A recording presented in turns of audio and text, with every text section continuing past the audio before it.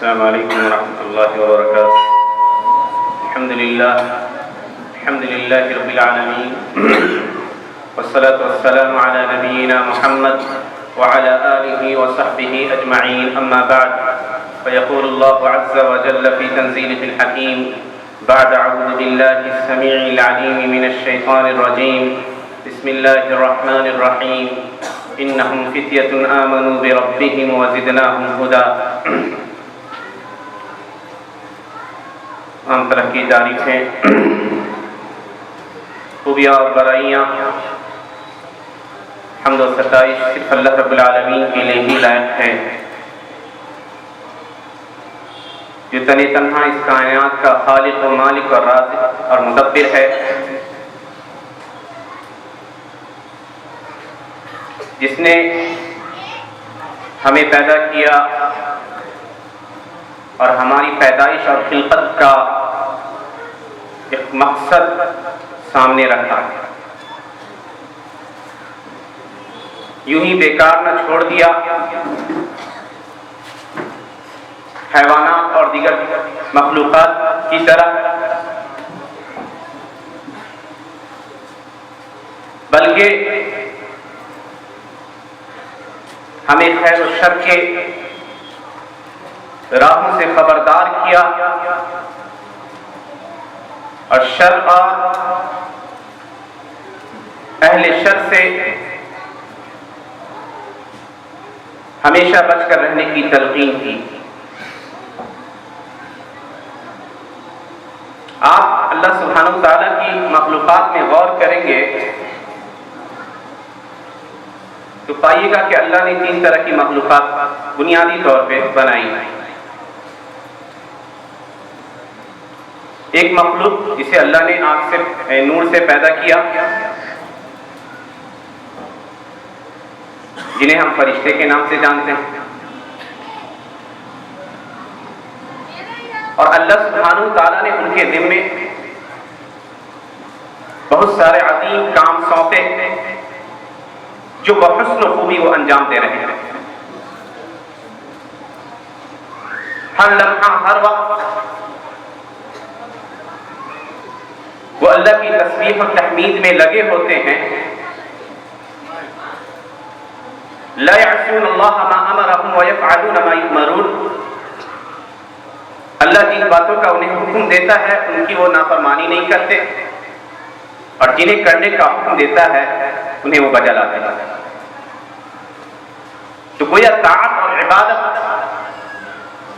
اور احکام الہی کے سامنے سر بسجدہ ہونا، یہ ان کی سرشت اور فطرت میں شامل ہے۔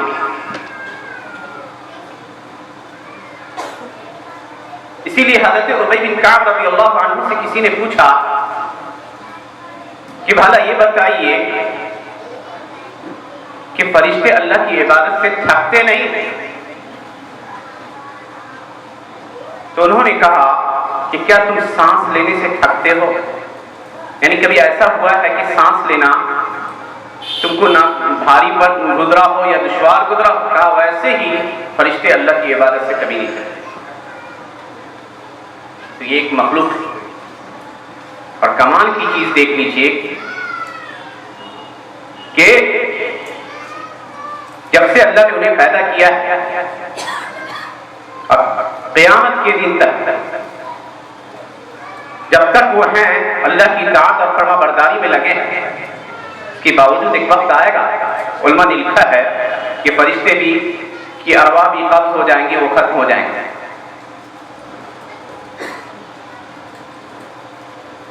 دوسری مخلوقات، دوسری قسم کی مخلوقات یہ حیوانات، جن کے اندر اللہ نے شہوتیں ڈال دی ہے کھانے پینے کی، عقل اور فکر نہیں۔ فرشتوں کے اندر عقل اور دانش مندی تھی، اور جو حیوانات ہیں ان کے اندر شہوات ہیں، خواہشات ہے، عقل نہیں۔ چنانچہ وہ یوں ہی گزرتے ہیں اپنی زندگی، بود و باش ویسے ہی رکھتے ہیں جیسے ان کی خواہشیں ہوتی ہیں، ایک وقت آئے گا ختم ہو جائیں گے۔ انسانوں کو پیدا کیا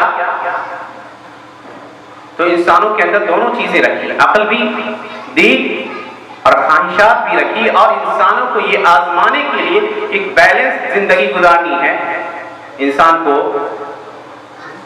میدان عمل میں چھوڑ دیا اور راہیں دکھا دی، کہا وَنَفْسٍ وَمَا سَوَّاهَا فَأَلْهَمَهَا فُجُورَهَا وَتَقْوَاهَا قَدْ أَفْلَحَ مَنْ زَكَّاهَا وَقَدْ خَابَ مَنْ دَسَّاهَا۔ قسم ہے اس نفس کی، انسانی نفس کی، اور اس چیز کی جس کی اللہ سبحانہ تعالیٰ نے جسے بنایا، کہا اللہ نے اس کے اندر فَأَلْهَمَهَا فُجُورَهَا، برائی کی چیزیں بھی ڈال دی اور اچھائی کی چیزیں بھی ڈال دی ہیں، اختیار دے دیا کہ اب آپ کے اندر ہم آپ کو اختیار دے رہے ہیں کہ آپ اچھائی کو اختیار کرتے ہیں یا برائی کی راہ کو اختیار کرتے ہیں۔ کہا وَهَدَيْنَاهُ النَّجْدَيْنِ، ہم نے انسانوں کو دو راہیں دکھلا دی، کہا اِمَّا شَاكِرًا وَإِمَّا كَفُورًا، یا تو آپ شکر گزار بن جائیے اسی راستے کو چنتے ہوئے جس راستے کو فرشتوں نے چنا، یا ناشکرے بن جائیے، حیوانات کی طرح زندگی گزاریے، صبح ہوئی شام ہوئی اور دن ہوئی تمام ہوئی، یعنی زندگی کا کوئی مقصد نہیں۔ اور یہ سب سے بڑا المیہ ہے کہ ہم بے تحاشا منہمک اور منغمس ہو چکے ہیں دنیاوی زندگی میں، ایسا لگتا ہے کہ ہماری زندگی کا کوئی مقصد ہی نہیں رہ گیا، ٹارگٹ لیس زندگی۔ کھاتے ہیں 3 وقت، سوتے ہیں، جگتے ہیں، عبادات جیسے تیسے اللہ رحم کرے انجام بھی دیتے ہیں، لیکن جو روح تھی وہ روح مقصود ہو چکی۔ اور افسوس یہ ہے، یہ المیہ یہ ہے کہ کبھی رکتے نہیں، کبھی ٹھہرتے نہیں، ایک ریس سی لگی ہوئی ہے، کہہ دی ایک دوڑ جاری ہے، اس دوڑ میں ہم ایک دوسرے کو پیچھے کرنے کی کوشش میں لگے ہیں۔ دنیا کا سب سے بڑا مالدار انسان بھی پریشان رہتا ہے کہ وہ کیسے اس پہلی پوزیشن کو برقرار رکھے گا۔ دنیا کی ساری سعادتوں کے حصول کے باوجود بھی اس کی زندگی بے مسرتوں سے خالی ہے، خوشیوں سے خالی ہے، وہ پریشان ہے کہ اپنی اس دولت کو کیسے باقی رکھے یا اس میں اضافہ کیسے کرے۔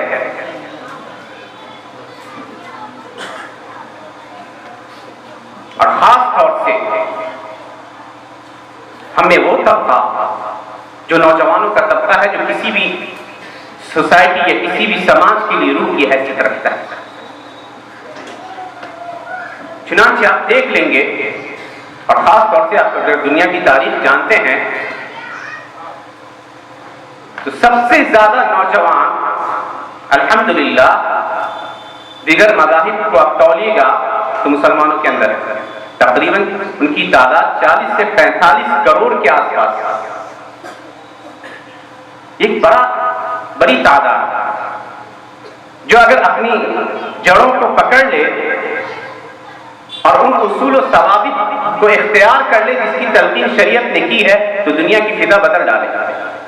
چنانچہ اس بڑی تعداد کو گمراہ کرنے کے لیے شیطان اور شیطان کے حواریوں نے ایسی چیزیں ایجاد کر دی ہیں کہ یہ ان میں سے اکثریت غفلت کا شکار نظر آتی ہے۔ فحاشی اور عریانیت کا ایک سیلاب برپا، اور ہمارا خاص طور سے ہمارے نوجوانوں کا طبقہ شدت سے اس کا شکار بھی ہو رہا ہے۔ یہ موبائل فون کی صورت میں چیزیں آسان ہوتی چلی گئی، کو ایجوکیشن کے نام پہ آپ غور کیجئے کہ جس مذہب یا جس دین کے ماننے والوں میں اکثریت نوجوانوں کی ہو، اور ان اکثریت میں تقریباً اگر مان لے 20 کروڑ خواتین ہیں، نوجوان لڑکیاں جو دین کی تعلیم سے نابلد ہیں، تو ان کا کیا حال ہوگا؟ آج آپ دیکھ رہے ہیں ہر گھر کی کہانی یکساں نظر آتی ہے، والدین عاجز ہیں،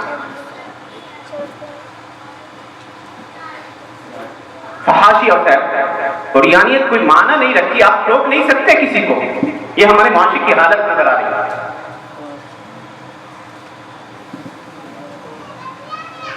اتنا اعتماد ہے والدین کو اپنے بچوں پہ کہ آپ اگر ان سے کچھ کہہ دیں تو آپ سے جھگڑ پڑے. تعلیم و تربیت کا تو فقدان تھا ہی، اب تو کوئی کہنے والا بھی نہیں. اور ناجائز عشق بازیاں، لڑکیوں سے تعلقات اور اس طرح کی برائیاں اس کثرت سے عام ہو گئی کہ سماج کا یہ طبقہ معاشرے پر بوجھ بنتا جا رہا ہے. جو اچھے گھرانے کے لوگ ہیں ان کی بہو بیٹیاں نکلنے سے بازار نکلنے سے ڈرتی ہیں. نشہ خوری کے واقعات اور نہ جانے کون کون سی چیزیں معاشرے کے اس طبقے کے اندر حائل ہیں. یہ طبقہ نہ صرف دین سے دور ہو چکا ہے بلکہ دنیا بھی ان کے ہاتھوں سے پھسل چکی ہے. دنیاوی اعتبار سے بھی اب کامیاب نہیں ہے.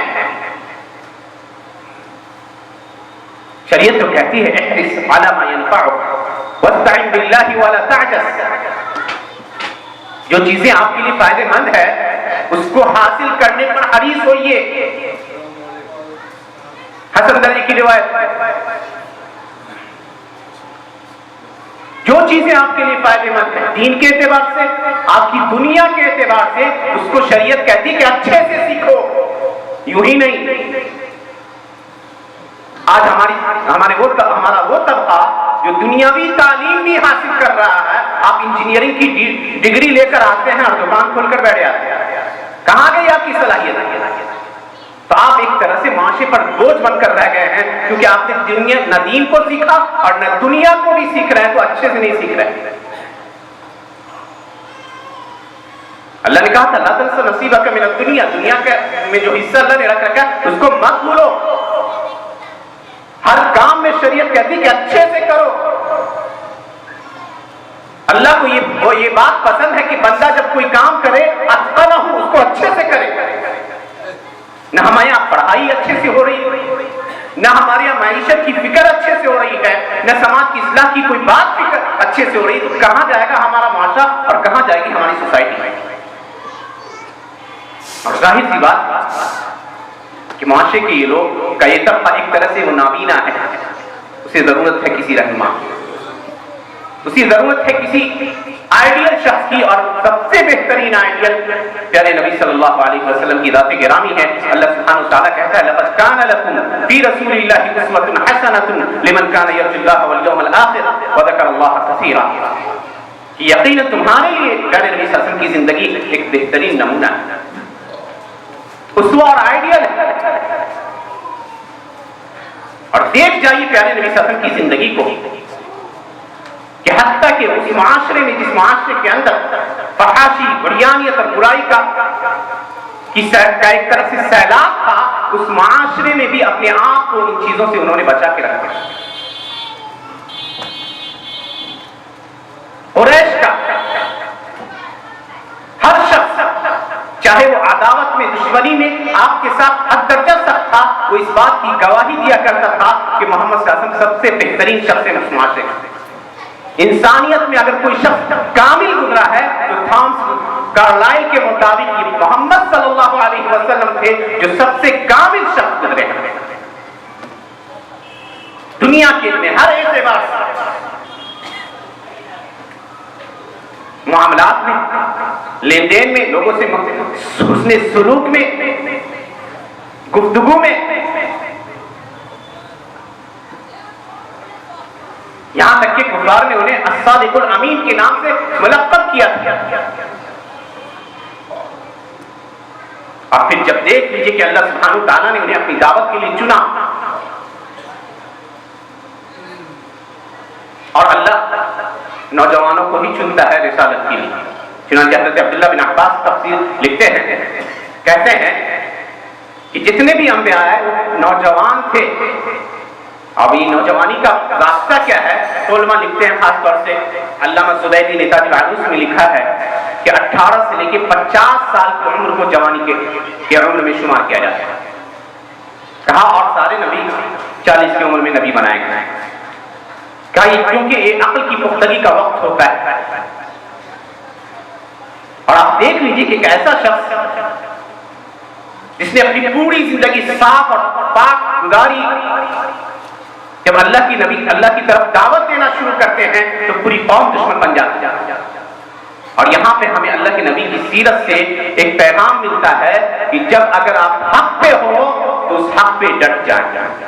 کمال ایمان اور قوت ایمان کا مظاہرہ دیکھ لیجیے کہ پوری قوم حتیٰ کہ قریب ترین رشتے دار بھی دشمن بن جاتا ہے لیکن کبھی جھجکتے نہیں اور کبھی اس راہ میں ڈگمگاتے نہیں. اور بات ضعیف روایات کے مطابق کہنے دیجیے تو سیرت کے باب میں چلتا ہے حضرت ابو طالب نے جب یہ کہا تھا کہ بھتیجے میں تمہارا دفاع کتنا کروں تو کہا تھا کہ چچا جان اگر میرے ایک ہاتھ میں سورج اور دوسرے میں چاند بھی رکھ دے تو میں اپنی دعوت سے پھرنے والا نہیں. تو اللہ کے نبی کی سیرت میں ہمارے لیے ایک پیغام ہے کہ جب ہم کسی اپنے دین پہ ہیں تو ہر جگہ عزت دین سے ملتی ہے. یہ یاد رکھیے. کیوں ہم چھپاتے ہیں؟ کیوں ہم داڑیاں مونڈے؟ کیوں اپنی شناخت کو چھپائیں اور کیوں ان لوگوں کا لباس اختیار کریں جو لوگ اللہ کا انکار کرتے ہیں؟ اس لیے تاکہ ہم پہچانے نہ جائیں کہ مسلم ہیں. آج بھی الحمدللہ کفر اور شرک کے سرچشمے میں بھی لوگ اسلام پہ فخر کے ساتھ رہتے ہیں. اور ایسے ایک انجینئر کا واقعہ بہت مشہور ہوا جو ابھی اخباروں کی زینت بنا کہ نیو یارک شہر کے اندر ایک سافٹ ویئر انجینئر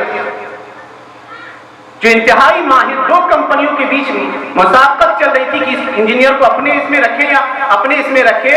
ایک کمپنی نے آفر دیا کہ آپ کو ہم نماز کے اوقات میں چھٹی دیں گے پوری شرعی وضاحت کے ساتھ. تو ایسا نہیں ہے کہ اگر آپ دنیا بھی حاصل کرنا چاہیں تو دین آپ سے چھوٹ جائے. نہیں، ضرورت ہے ثبات کی، جم جانے کی. اور یہ چیز تھی حضرت ابو بکر صدیق کے اندر. چنانچہ عبداللہ بن مسعود رضی اللہ عنہ کہتے ہیں ما سبقنا ابو بکر بکثیر صلاۃ ولا صیام ولكن سبقنا بما وقر في قلبه من اليقین. کہ ابو بکر ہمارے اوپر اس لیے افضل نہیں ہوئے کہ بہت روزہ نماز کرتے تھے. نہیں، روزہ نماز میں تو بہت سے صحابہ ان سے آگے تھے، بلکہ قوت ایمان اور یقین یہ وہ چیز تھی جو انہیں صحابہ میں سب سے ممتاز بناتی تھی. تو اگر آپ اسلام پہ ہیں سننا پڑے لوگوں کی سخت باتیں جھیلنی پڑے گی، نہیں تو مزہ نہیں ہے دین میں. لوگوں کی طرز اور تشنیع کی چیز کے تیر سہنے پڑیں گے. اللہ نے کہا ہے، اللہ کا وعدہ ہے لَتَسْمَعُنَّ مِنَ الَّذِينَ أُوتُوا الْكِتَابَ مِنْ قَبْلِكُمْ وَمِنَ الَّذِينَ أَشْرَكُوا أَذًى كَثِيرًا وَإِن تَصْبِرُوا وَتَتَّقُوا فَإِنَّ ذَلِكَ مِنْ عَزْمِ الْأُمُورِ. کہ لوگوں ضرور تم سنو گے مشرکوں کی جانب سے، اہل کتاب کی جانب سے تکلیف دہ باتیں، سخت تکلیف کی باتیں. اور آج ہم سن رہے ہیں شریعت نے رہنمائی کی اگر تم صبر کرتے ہو، جمے رہتے ہو اپنے دین پہ، اڈگ ہو، ثابت ہو، تو ان کی سازشیں، ان کے اکساوے کی حرکتیں جذباتیت میں آ جاتے ہیں. تو قوت ایمان دیکھیے حضرت مصعب بن عمیر رضی اللہ عنہ کی زندگی میں. اللہ کے نبی صلی اللہ علیہ وسلم احد کے میدان میں جب وہ شہید کر دیے جاتے ہیں تو ان کی لاش کے پاس آ کے کھڑے ہوئے. مصعب بن عمیر العبدری قریش کا سب سے خوشحال نوجوان، انتہائی مالدار گھرانے کا شخص، کہا جاتا تھا کان من زینت قریش کا سب سے خوبصورت اور حسین نوجوان تھا یہ شخص. انتہائی مالدار اس کی والدہ تھی، کپڑے پہنتا تو قریش میں اس کی کپڑے کی کوئی مثال نہیں تھی، اور قریش میں سب سے بہترین خوشبو لگانے والا شخص مانا جاتا ہے. اللہ کے نبی صلی اللہ علیہ وسلم کی دعوت پہ ایمان لے آتے ہیں، چھپ چھپ کے دار ارقم میں نمازیں پڑھتے ہیں. عثمان بن ابی طلحہ دیکھتے ہیں اور ان کی والدہ کو جا کے خبر کر دیتے ہیں. والدہ جو حد درجہ مشفق اور مہربان تھی برگشتہ ہوتی ہیں، کہتی ہیں چھوڑو اس دین کو، اس دین میں میری رائے کی کوئی قدر نہیں رہ جائے گی، میری عقل مجھے ناعقل سمجھا جائے گا.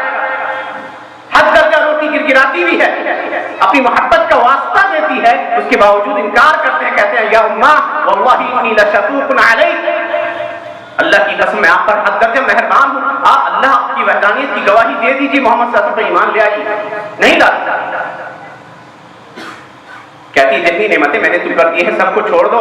نکل جاتے ہیں اور دیکھا گیا ان کو کہ دو کمبل کے ایک ٹکڑے کو جسم میں لپیٹے ہیں اور احد کے میدان میں یہ جب شہید ہوتے ہیں تو ان کی بازو کٹے ہوئے ہیں، پیارے نبی صلی اللہ علیہ وسلم کے آنکھ سے آنسو جاری حال یہ بات کہہ رہے ہیں کہ واللہ یا مصعب، اے مصعب میں نے تمہیں مکہ میں اس حال میں دیکھا تھا کہ مکہ میں تجھ سے زیادہ خوبصورت اور سب سے زیادہ خوشحال نوجوان کوئی نہیں تھا۔ آج حالت تو یہ تھی کہ جب ان کے سر کو ڈھانکا جا رہا تھا تو پاؤں کھل جاتے، اور پاؤں کو ڈھانکا جا رہا تھا تو سر کھل جا رہا تھا۔ اللہ کے نبی نے کہا سر کو ڈھک دو اور پاؤں پہ اس کے گھاس ڈال کر انہیں دفنا دو۔ اور ان کے بارے میں خباب بن عرط رضی اللہ عنہ کہتے ہیں کہ ہم نے شروع میں بہت مشقتیں جھیلی تھی، بڑی پریشانیاں جھیلی اس دعوت کی راہ میں، لیکن ہم میں سے بہت سے لوگ ایسے تھے جن کو اللہ سبحانہ تعالیٰ نے بعد میں بہت دنیا دی، اور بہت سے ایسے تھے جو گزر گئے دنیا کی نعمتوں میں سے انہیں کچھ نہ ملا۔ یہ وہ لوگ تھے جن کے بارے میں اللہ کہتا ہے سورۃ الاحزاب میں من المؤمنین رجال صدقوا ما عاهدوا الله عليه فمنهم من قضى نحبه ومنهم من ينتظر وما بدلوا تبدیلا، کہ بہت سے مومن ایسے گزرے ہیں جنہوں نے اللہ سے جو وعدہ کیا تھا اس کو سچ کر دکھایا۔ تو آپ اگر ایمان لاتے ہیں، اسلام کا دعویٰ کرتے ہیں تو اس دعوے پہ ٹک جائیے۔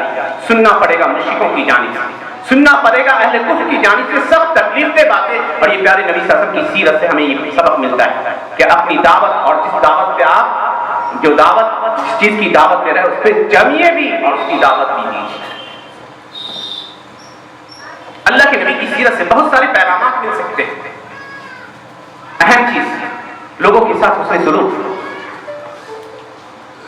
آپ کا حسن معاملہ آپ کو لوگوں میں مقبول بنا سکتا ہے۔ آج معاشرہ انتشار کا شکار ہے، حد درجہ خود غرضی کا دور ہے، لوگ حلمی مزید کی تلاش میں کم اپنی ساری رشتہ داریاں اور قرابتداریوں سے غافل ہوتے چلے جا رہے ہیں۔ جو حقوق ہیں ان حقوق سے پہلو تہی بڑھتے نظر آ رہے ہیں۔ تو اللہ کے نبی کی سیرت سے ہمیں ایک پیغام ملتا ہے کہ ہم ان لوگوں کا خیال کریں جو ہمارے رشتہ دار ہیں، جو ضعیف ہیں، مسکین ہیں، کمزور ہیں۔ معاشرے میں اس طبقے کا خیال کیجیے جو کما نہیں سکتا ہے، اس کی ضرورت کا خیال کیجیے۔ اس مسکین شخص کا خیال رکھیے جو مسکین ہے لیکن مانگتا نہیں ہے۔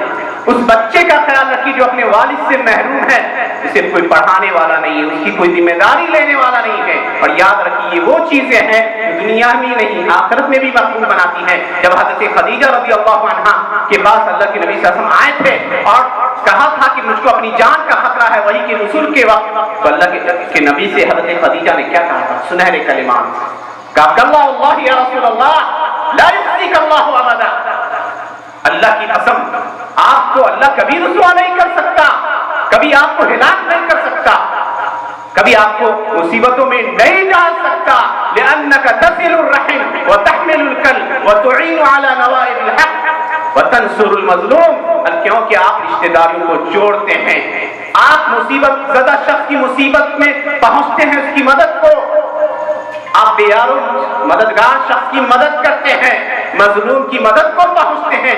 یہ خوبیاں اور یہ صفات جس شخص کے اندر ہوتی ہیں اللہ اسے ضائع نہیں کرے گا، تو ان صفات کو اختیار کرنے کی ضرورت ہے۔ یہی بات حضرت ابو بکر رضی اللہ عنہ سے کافروں کی سردار ابن دغنہ نے کہا جب قریشیوں نے نکال دیا انہیں مکہ سے، یہی جملے دہرائے تھے، کہا کہ آپ کے جیسے شخص کو معاشرے سے نکالا نہیں جا سکتا، یہ صفات ہمارے اندر آنی چاہیے۔ یہ اللہ کے نبی صلی اللہ علیہ وسلم کی سیرت سے ہمیں ایک اہم درس ملا، ایک اہم درس، اور وہ یہ ہے جو موجودہ زمانے کے لحاظ سے اہم ہے، عفت و طاق بازی، اور یہ ایک اہم ٹاپک ہے۔ معاشرے میں آ چکے فحاشی اور برائی کے پھیلنے کا جو بھی ذریعہ تھا وہ ذریعہ آ چکا ہے میرے بھائی، اور جان لیجیے یہ فتنوں کا ایک ایسا دور ہے کہ جس میں ہم الجھتے چلے جا رہے ہیں، اور آپ سنیے گا فتنوں سے بچنے کا طریقہ مولانا عمران صفی صاحب کی زبانی۔ فحاشی اور عریانیت حد درجہ بڑھ چکی ہے، اور یہ چیزیں ہمارے ہاتھوں تک، ہمارے گھروں تک پہنچ چکی ہیں، اس سے فرار ممکن نہیں ہے۔ ایسا لگتا ہے کہ انسان عاجز آ گیا ہے ان چیزوں کے سامنے، اللہ کا ڈر ہی آپ کو ان چیزوں سے بچا سکتا ہے۔ اللہ کے نبی صلی اللہ علیہ وسلم فرماتے ہیں، علامہ البانی نے صحیح قرار دیا روایت کو، کہا یعجب ربنا من شاب لیس له صبوہ، ہمارا رب اس نوجوان سے تعجب کرتا ہے جو بے راہ روی کا شکار نہیں ہوتا، جو بے راہ روی کا شکار نہیں ہوتا، ناجائز تعلقات نہیں رکھتے اور ناجائز اس بازیوں میں نہیں پڑتے۔ کہنے دیجیے ہمارے معاشرے کے اندر یہ وبا ایک طرح سے یہ بیماری وبا کی صورت اختیار کر چکی ہے، کوئی ٹوکنے اور روکنے والا نہیں ہے۔ یاد رکھیے جوانی سب سے قیمتی وقت ہے، اور اس کو اگر آپ نے ضائع کر دیا تو آپ اپنی زندگی کو گویا ضائع کر رہے ہیں۔ یہ سب سے اہم وقت جس میں انسان نشیط ہوتا ہے، جو چاہتا ہے کرتا ہے۔ اور اسی لیے دیکھ لیجئے کہ صحابہ کرام جنہوں نے ایمان لایا شروع میں وہ سب کے سب نوجوان تھے۔ حضرت ابوبکر ایمان لاتے وقت ان کی عمر 37 سال، عمر بن خطاب کی عمر 27 تھی، عثمان 26-25 کے تھے، علی انتہائی نوجوان تھا۔ وہ یہ صحابہ کی جو پوری فوج نکلی ہے ابتدائی جماعت، سب کے سب نوجوانوں کی جماعت تھی جنہوں نے اللہ کے اس دین کو دنیا کے آخری کونے تک پہنچا دیا۔ اسلام آیا ہے، لوگ کہتے ہیں وہاں ہندوستان میں محمد بن قاسم کے ذریعے، حالانکہ یہ صحیح نہیں۔ 17 سال کا نوجوان جو قائد تھا، اسامہ بن زید کو اللہ کے نبی قائد بناتے ہیں، 17 سال کے تھے، جس میں ابو بکر اور عمر جیسی شخصیات۔ تو اس جوانی کی اوقات انتہائی اہم ہے، اگر اس کو ہم یوں ہی ضائع کر دیں گے تو اللہ سبحانہ و تعالیٰ کے پوچھے جائیں گے، کیونکہ اللہ کے نبی نے کہا اغتنم خمسا قبل خمس، 5 چیزوں کا کو غنیمت سمجھو 5 چیزوں کے آنے کے بعد۔ اور اس کے اندر ایک اہم بات کہا وشبابک، اپنی نوجوانی کا خیال رکھو، کو غنیمت سمجھو بڑھاپا آنے سے پہلے۔ اور یہ نوجوانی جن کا قصہ اللہ نے سورۃ الکہف میں بیان کیا، انہم فتیۃ آمنوا بربہم وزدناہم ہدی، یہ وہ چند نوجوان تھے جو اپنے رب پر ایمان لے آئے، ہم نے ان کے ایمان میں اضافہ فرمایا۔ پوری فوج سے ٹکرا گئے، بادشاہ وقت سے ٹکرا گئے، اللہ واحد کی وحدانیت پر اقرار کی وجہ سے۔ تو اس عقیدے کو دل میں جمانے کی ضرورت ہے۔ اور یاد رکھیے کہ اس زمانے میں چونکہ زنا اور اس جیسی چیزیں عام ہوتی جا رہی ہیں، اسلامی تربیت کی زیادہ ضرورت ہے۔ ڈریے اللہ سبحانہ تعالیٰ کی ذات سے۔ ایک نوجوان آتا ہے اللہ کے نبی صلی اللہ علیہ وسلم کے پاس، حضرت ابو امامہ الباہلی رضی اللہ عنہ بیان کرتے ہیں، مسلم احمد کی صحیح روایت۔ اللہ کے نبی سے ایک عجیب چیز وہ پوچھتا ہے، کہتا ہے یا رسول اللہ اتأذن لی بالزنا، اے اللہ کے نبی کیا آپ زنا کی اجازت مجھے دیتے ہیں؟ اسلام لاتا ہے۔ صحابہ چیخ پڑتے ہیں، زجرهم الناس، ڈپٹتے ہیں، کیا بات کر رہے ہو؟ اسلام لانے کے بعد ایسی گندی چیز کے بارے میں سوال کرنا۔ اللہ کے نبی صحابہ کو خاموش کراتے ہیں اور اس سے سوال کرتے ہیں، کہا اَوَ تُحِبُّ لِأُمِّكَ، کیا تم اس برائی کو اپنی ماں کے لیے پسند کرو گے؟ کہا لا واللہ جعلنی اللہ فداءک، اللہ کی قسم کبھی نہیں، اللہ مجھے آپ کے اوپر قربان کرے۔ کہا اَوَ تُحِبُّ لِابْنَتِكَ، کیا اپنی بیٹی کے لیے اس کو پسند کرو گے؟ کہا لا واللہ۔ کہا اَوَ تُحِبُّهُ لِأُخْتِكَ، اپنی بہن کے لیے اسے پسند کرو گے؟ کہا نہیں۔ اللہ کے نبی خالہ پھوپھی تک کا رشتہ لاتے ہیں، اس کے بعد کہتے ہیں کہ جب تم اپنی ماں اور بہن، بیٹی اور خالہ اور پھوپھی کے ساتھ اس کو پسند نہیں کرو گے تو یاد رکھو کہ جو بھی عورت ہوگی وہ کسی کی ماں ہو سکتی ہے، کسی کی بہن ہو سکتی ہے، کسی کی پھوپھی ہو سکتی ہے، کسی کی خالہ ہو سکتی ہے۔ یہ بات اس نوجوان کے دل میں گھر جاتی ہے، کہتا ہے یہ اللہ کے نبی میرے لیے دعا کیجئے کہ میں اس برائی سے بچ جاؤں۔ وہ ایڈکٹڈ تھا، اس کی برائی کا بے حد شکار تھا۔ اللہ کے نبی صلی اللہ علیہ وسلم اس کے سینے پہ ہاتھ مارتے ہیں، کہتے ہیں اللہم طہر قلبہ واغفر ذنبہ، اے اللہ اس کے دل وحسن فرجہ، اے اللہ اس کے دل کو پاک کر دے، اس کے گناہوں کو معاف کر دے اور اس کی شرمگاہ کی حفاظت کر۔ چنانچہ کہا گیا کہ اس جیسا نوجوان پھر دیکھا نہ گیا، کبھی برائی کی طرف بڑھتا ہے۔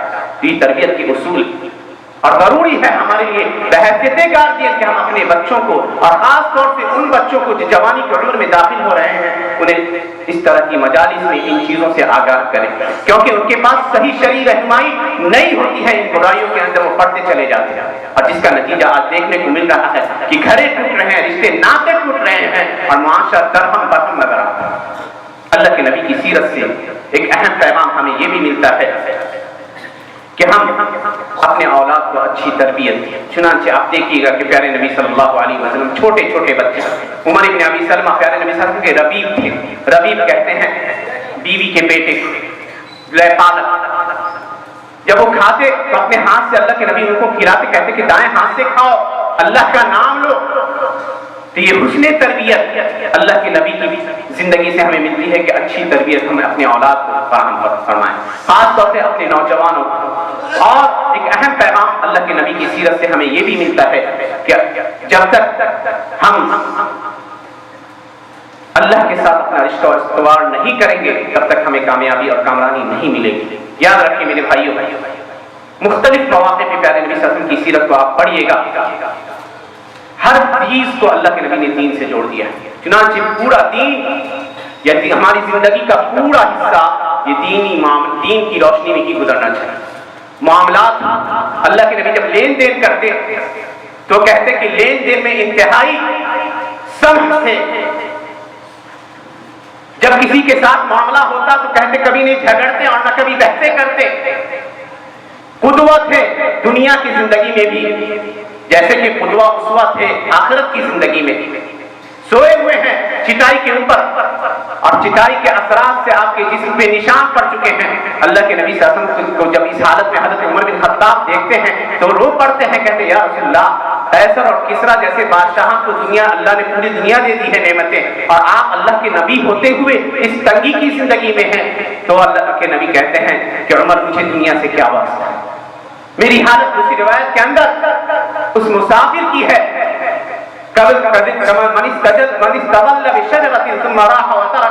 جو کسی درخت کے سائے میں کچھ دیر کے لیے رکتا ہے پھر چلا پڑتا ہے۔ یہ پیغام یہ بھی ملتا ہے کہ ایمان کی حقیقت کو ہم سمجھیں۔ جب تک ایمان کی حقیقت اور ایمان کا مزہ اور ایمان کا ذائقہ ہم نہیں سمجھیں گے اس وقت تک ایمان کی لذت سے ہم آشنا نہیں ہوں گے۔ اور ایمان کی حقیقت یہ ہے کہ ہم یہ جان لیں کہ جس دین کو لے کر اللہ سبحانہ وتعالیٰ نے پیارے نبی صلی اللہ علیہ وسلم کو بھیجا تھا وہ اللہ کا آخری دین ہے، اور اس کو اپنی زندگی میں بھی قائم کریں، عبادت کے اعتبار سے بھی اور دعوت کے اعتبار سے بھی، اور اس پیغام کو دوسرے تک پہنچائیں، اور اس راہ میں جو بھی ممکن ہو سکے ہم اپنا ہر قیمتی اور غالی چیز خرچ کرنے سے بھی باز نہ آئیں۔ آپ دیکھ لیجئے کہ کفر اور اہل کفر کتنا خرچ کرتے ہیں اپنے باطل کی پرچار کے لیے، اور ہمارے معاشرے کی حالت یہ ہے کہ دین سیکھنے والا معاشرے میں سب سے کم تر سمجھا جاتا ہے۔ یہ ہمارا رویہ ہے اور یہ تجربے کی چیز ہے۔ تو جب تک دین ہماری نظروں میں قیمت دین کی نہیں ہوگی اس وقت تک سمجھیے کہ اسلامی دعوت یا ہمارے دین کو عروج نہیں مل سکے گا میرے بھائی۔ دوسری اہم چیز کہ معاملات میں صاف ستھرے رہیں۔ یہ پیغام یہ بھی ہے کہ سچائی کو اختیار کیا جائے، جھوٹی عادتوں سے بچا جائے، اور خیر کو جتنا ہو سکے خیر کی ترویج کی جائے۔ معاشرے میں برائیوں کے اوپر قدغن لگایا جائے، اگر سرکشی اور برائی دیکھی جاتی ہے تو اس پر روک لگانے کی کوشش کی جائے۔ معاشرے کا وہ طبقہ آگے بڑھے جو معاشرے میں اہمیت اور حیثیت رکھتا ہے تاکہ برائی کو روک سکے۔ اور یاد رکھیے کہ ہماری اور آپ کی یہ سب کوششیں قیامت کو دور کرنے کا ایک ذریعہ ہے۔ جب تک معاشرے میں خیر کا غلبہ ہوگا اللہ کا عذاب ہم سے دور رہے گا، اور جب خیر کا غلبہ کم ہوگا شر غالب آتا جائے گا، اللہ کا عذاب ہمارے اوپر آئے گا۔ ایسی مصیبتیں اور ایسے فتنے آئیں گے جن کو روکنے کی ہمارے اندر طاقت نہیں۔ اللہ کہتا ہے وما كان الله ليعذبهم وانت فيهم وما كان الله معذبهم وهم يستغفرون۔ اللہ کسی قوم کو اس وقت تک عذاب نہیں دے گا جب تک آپ اس کے اندر ہیں۔ اللہ کے نبی کو مخاطب کر کے کہا جا رہا ہے، اور اللہ کسی قوم کو اس وقت عذاب سے دوچار نہیں کرے گا اس وقت تک جب تک وہ لوگ اللہ سے گناہوں کی بخشش چاہیں۔ تو اللہ سے رشتے کو استوار کیا جائے، نبی صلی اللہ علیہ وسلم کی سیرت کا مطالعہ کیا جائے، صحابہ کرام کی سیرت کا مطالعہ کیا جائے، اور معاشرے میں خیر اور خیر کے کاموں کو بڑھاوا دیا جائے۔ اور یہ اس طرح کے پروگرام کے ذریعے ہو سکتا ہے، مختلف طرح کا پروگرام ان بچوں کے بیچ جو کالج اور اسکولوں میں پڑھتے ہیں ان کے لیے ہفتہ مہینہ میں ایک پروگرام رکھا جائے، اور معاشرے میں وہ لوگ جو پیسے اللہ نے جنہیں دیا ہے وہ اس طرح کے پروگرام کے اخراجات کو اٹھائیں، خاص طور سے عورتوں میں بھی، کیونکہ عورتیں کثرت سے بے رحم روی کی شکار ہو رہی ہیں، بلکہ کہنے دیجیے کہ بہت ساری مسلم لڑکیاں نہ غیر مسلم نوجوانوں کے چکر میں پڑ کر اپنی زندگی خراب کر رہی ہیں۔ ان چیزوں سے اپنے آپ کو بچانا چاہتے ہیں تو ہم میں سے ہر ایک شخص کو پہل کرنا ہوگا، ہم میں سے ہر ایک کو کوشش کرنی ہوگی کہ اس کی جو ذمہ داری ہے اس کو ادا کرنے کی کوشش کرے، تبھی جا کے اللہ کے عذاب سے ہم اپنے آپ کو، اپنے سماج کو، اپنے معاشرے کو محفوظ رکھ سکتے ہیں۔ نہیں تو جان لیجیے کہ کسی معاشرے کے اندر کوئی برائی آتی ہے تو اس معاشرے کے ہر گھر تک وہ برائی پہنچے گی، چاہے ہم ہو یا آپ ہو، ہر شخص تک وہ پہنچے گی۔ تو جب تک ہم اپنے معاشرے کو خیر کے اوپر اپنے معاشرے کی تربیت نہ کریں گے اس وقت تک ہم اللہ کے عذاب سے بچ نہیں سکتے۔ اللہ سبحانہ وتعالیٰ سے دعا ہے کہ اللہ سبحانہ وتعالیٰ ہمیں معاشرے کے اندر خیر کا پھیلانے والا اور شر کو روکنے والا بنائے، ہمارے معاشرے کو خیر کا غلبہ معاشرے کے اندر خیر کا غلبہ عطا فرمائے اور ہر طرح کے شر سے ہمیں اور ہماری سوسائٹی کو محفوظ رکھے. آمین. وآخر دعوانا الحمدللہ رب العالمین. السلام علیکم ورحمۃ اللہ وبرکاتہ.